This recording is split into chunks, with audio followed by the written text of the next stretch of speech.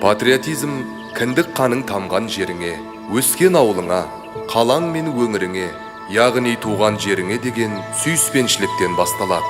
Туған жерге, оның мәдениеті мен салт дәстүріне айрықша іңкәрлікпен атсалысу шынайы патриотизмнің маңызды көріністерінің бірі.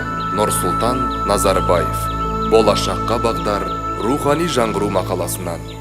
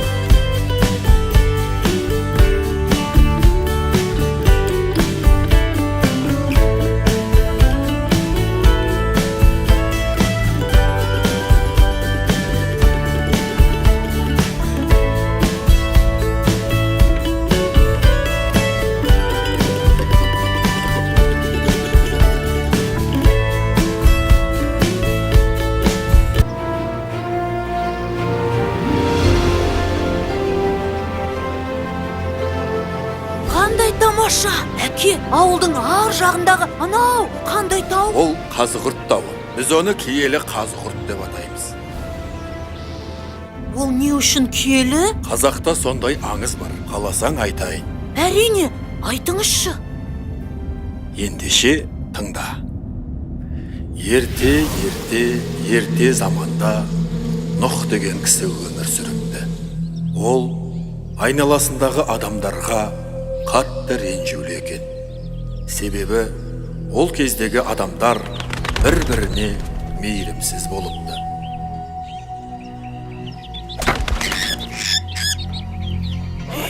Тоқта, маған бер.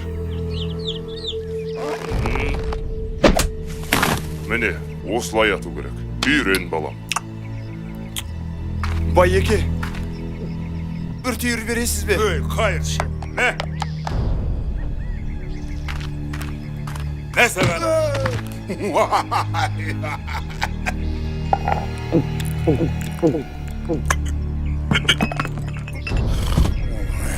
Мынау мас екен. Тез тонап алайық. Өй, бер дейм. Жоқ, мұны мен алам. Әкел дейм. Менеке.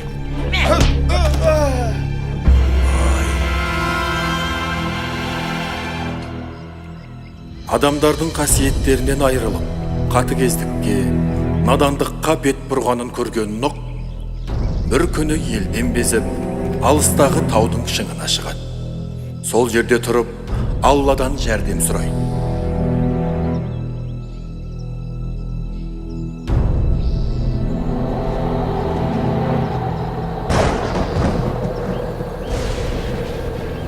Нұхтың шын ықыласпен жалбарынғанын көрген Алла оған бұйрық береді. Онда Нұхқа үлкен кеме тұрғызылды.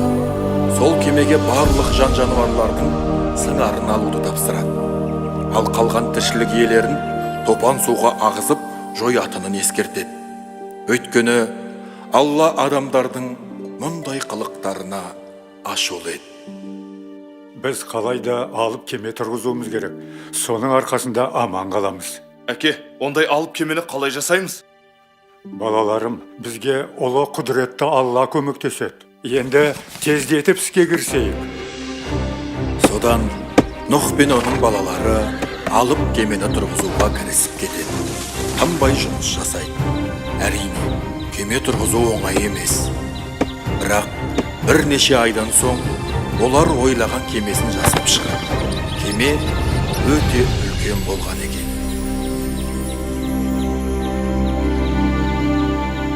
Енді жер бетіндегі жан-жануарлардың сыңарын кемеге жинаймыз. Сенбегендер осында қалады. Алла, өзің қолдай көр.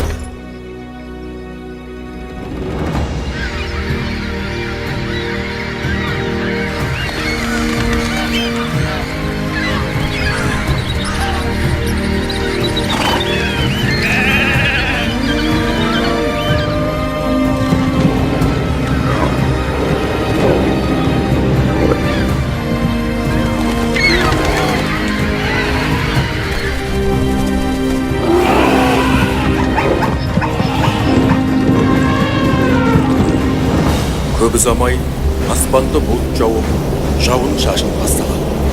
Жауын шелектеп бірнеше ай жауғанда, айналаның бәрі топан суға толып, жолындағының бәрін ағыза бастайды. Тек Нұхтың кемесі ғана су бетінде қалқып, аман қалады. Күншығысты бетке алып жүзе берейік. Бір жерге кезігеріміз анық. Ал сен жануарларды қадағала. Аң патшасы арыстан жануарларды әділ басқарсын.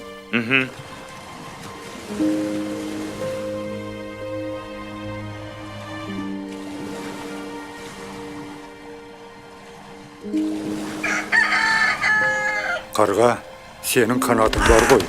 Алдымыздан жер көрсең, хабар жеткіз.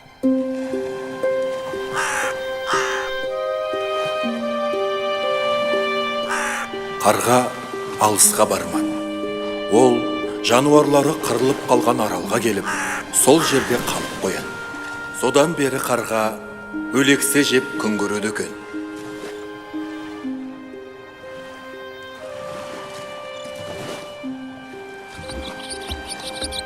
Сенім артқан қарғадан хабар келмеді. Қарлығаш, енді үміт сенде. Жер көрсең айтарсың. Біз осы қайда барамыз? Мына мұхит таусылама өзі. Жүзіп келе жатқанымызға бір айдың жүзі болды. Ендігі күніміз не болар екен? Ей, қошқар, біздің жұлдызды сәтіміз туды. Аз.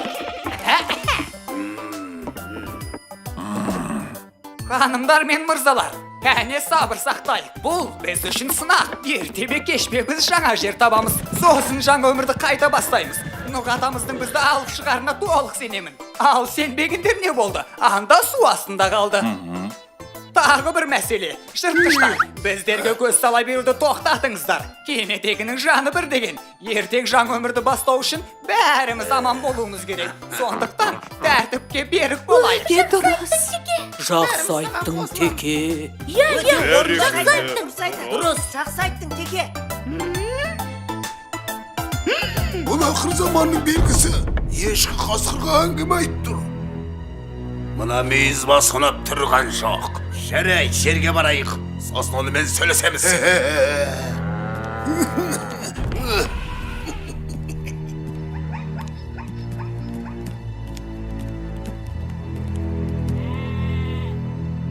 Кетті. Қошқар, қалай? Өлтіріп сөйледің бе? Бөлмеймін, Теке. Бәрі сөздеріме сынды ғой. Ертең жерге барсақ, жануарлар парламентін құруды ұсынам. Төрағасы өзім болам. Қалай? Күшті таптың ба, Қошқар? Бөлмеймін, Теке. Ең бастысы, Арекеңнің көңілін табу керек.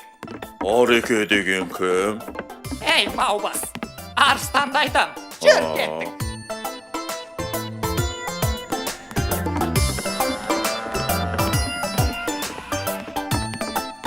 Теке, сен керемет сөйледің. Замыз саған, Теке. Сәлем, ұрғашылар. Бұл жай бер жағы ғой. Жарайсың, Теке. Өзің шешен екенсің ғой. Рахмет. Қолтаңбаны ертең берем.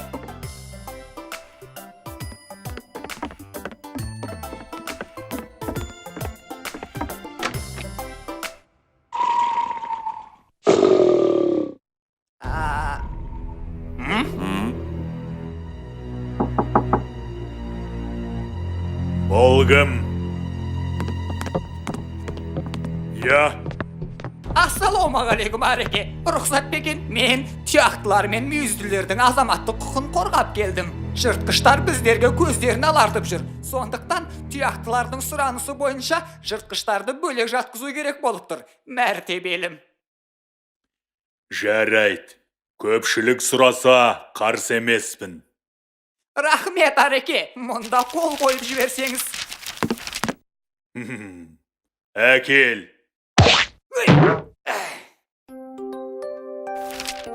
Ей, тағы да рахмет, Ареке. Сау боп тұрыңыз.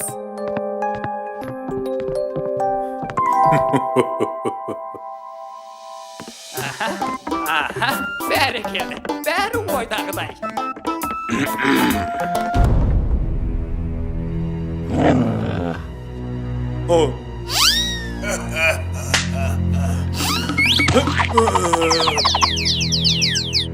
Қошқар, бояуды әкел.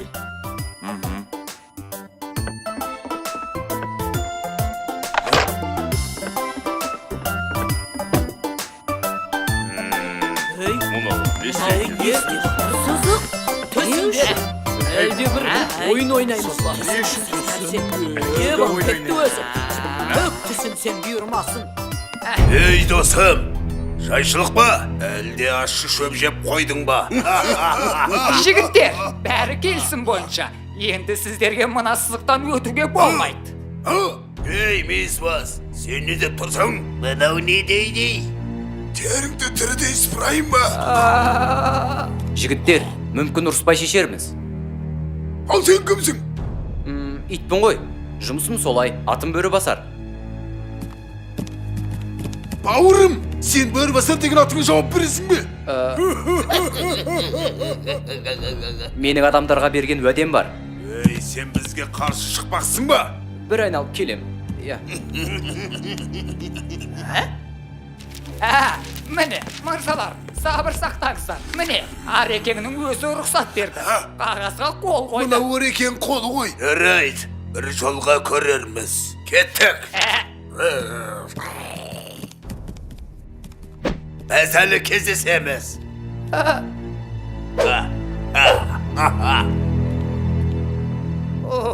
Құтылдық бе. Қасқырды қалай орнына қойдым, жасасын демократия. Демократия? Ол не?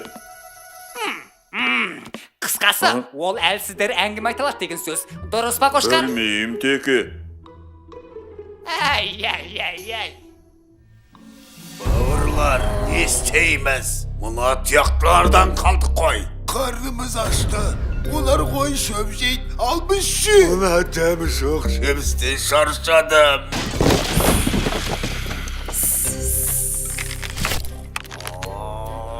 О заманда бұ заман жыртқыштарды тұяқтылар басыныпты деген. Не масқара. Ертең ұрпақтарының бетіне қалай қарайсыңдар? Бұл сүйектеріңе түскен таңба. Болды, бұдан артық шыдай алмайым. Кім менімен бірге? Мен. Біз бәріміз алға азулылар.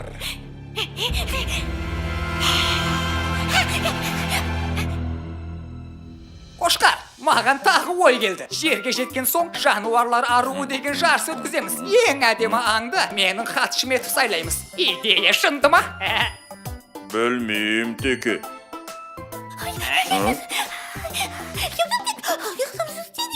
Қошқар досым, мынау қабылдауыма жазылған беді? Білмеймін теке. Қағазыңа қарасайшы. Бүгін елік, тайынша және маралы көреді. Ал бұл жоқ. Інішек, тышқа, күзен, саршынақ не еді? Қысқасы менің бүгін уақытым жоқ. Келесі аптаға жазылып қабылдайым. Мынау не деп жатыр? Не, бізді өлтірмекші ме? Кімдер? Жыртқыштар ма? Немене? Ойбай, тез дабыл қағыңдар, тез!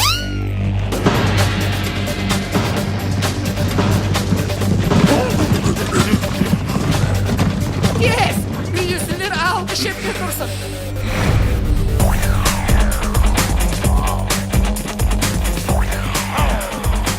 Көрпілер, жолды бөгендер!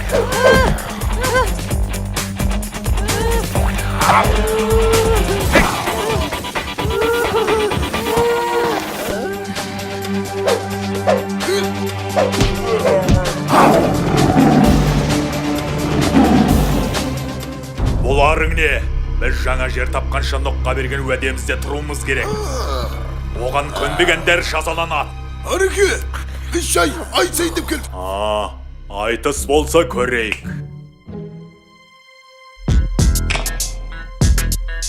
Шық ортаға мықты болсаң өнерімді көрейік. Қане қимылдап биге көңіл бөлейік. Қорқпа тимеймін, одан да бір билейік.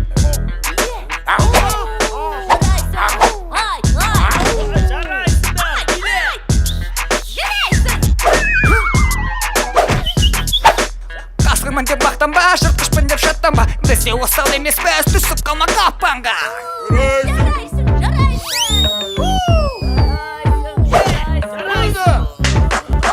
Қанекі мол күндірам, кез келгеніңді сындырам. Қане шық, мүйізімді қайратам, мен бұқам, бәріңді жайратам. Абайла балапан бүріп солатам, мен міндеген мықтыңды еңіретіп жылатам. Сарт сұрт көзің жарқ жұрқ бірден құлатам. Қысқасы кім болсаң да қиратам.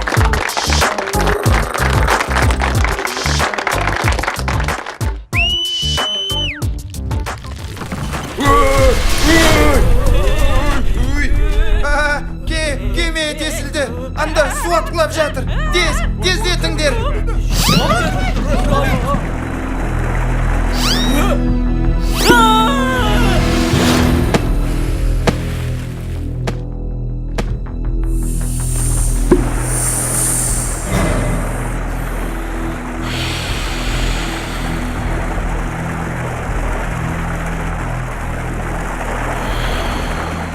Жарайсың жылан, бізді құтқардың. Үлкен рахмет. Рахмет саған Жарадың. Жылан, рахмет саған. Жеке жарадың. Рахметті жей алмайсың. Маған басқа нәрсе бер. О, не нәрсе? Маған осы кемедегі қаны ең тәтті жанды тауып бересіңдер. Жерге жеткен соң сонымен қоректенетін Жарайды, бол. Жәке, бәрімізді аман алып қалғаның үшін өтінішіңді орындаймыз. Ол мәселені меніңше мазаға тапсырамыз.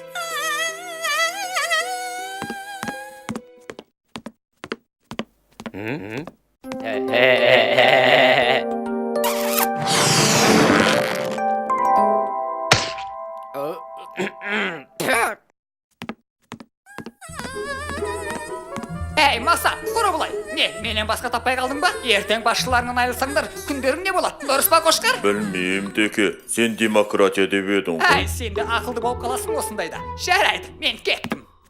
Қазір қанаттылар партиясының жиналысында сөз сөйлеймін. Кеше тоқылдақтың үстінен арыз түсті. Түнімен тоқылдатып ұйқы бермейді екен. Оған бару керек. Ал сен, қошқар, шөптің қанша қоры барын анықта. Жарайды, Теке.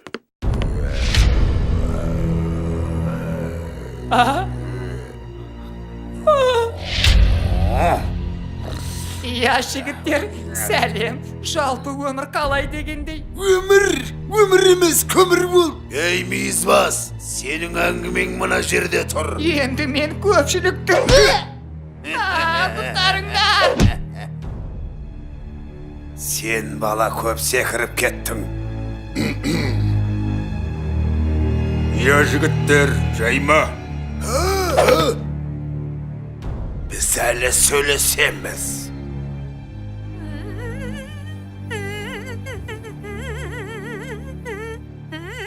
Қарлығаш, келдің бе? Мынау жапырақ қой. Демек, жер жақын деген сөз. Жарайсың, Қарлығаш. Жарайсың, Қарлығаш.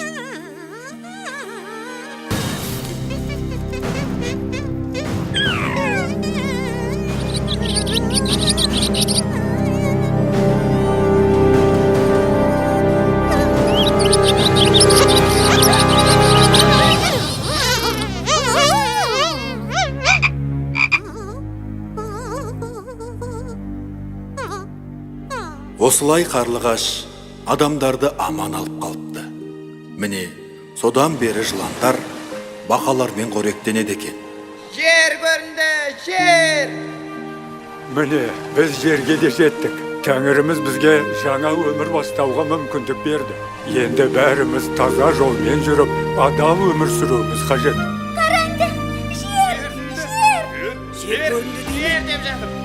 Не дейсің? Жер? Рас па? Дәл өзі. Жер, келдік. Жарайсың, Қарлығаш. Саған сыйақы жазам. Қошқар, біз енді жануарлар әлеміне жаңа қоғам орнатамыз.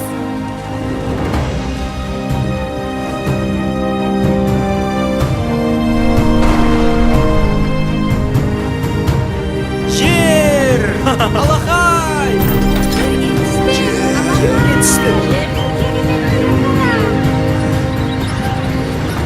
Міне, Нұх пайғамбардың кемесі осы Қазығұрт тауына келіп тоқтаған. Осы жерден бүкіл тіршілік өмірін қайта бастаған екен. Содан ел аузында Қазығұрттың басында кеме қалған. Ол әулие болмаса, неге қалған деген жыр жолдары қалыпты. Өте қызық оқиға екен. Демек, әке, біз расында киелі жерде тұрады екенбіз ғой. Әрине балам.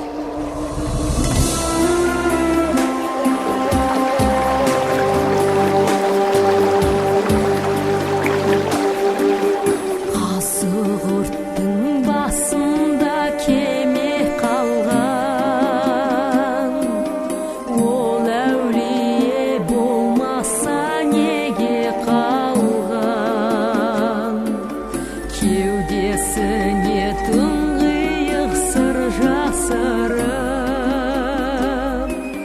қанша ғасыр өтіп тау дүние жалған.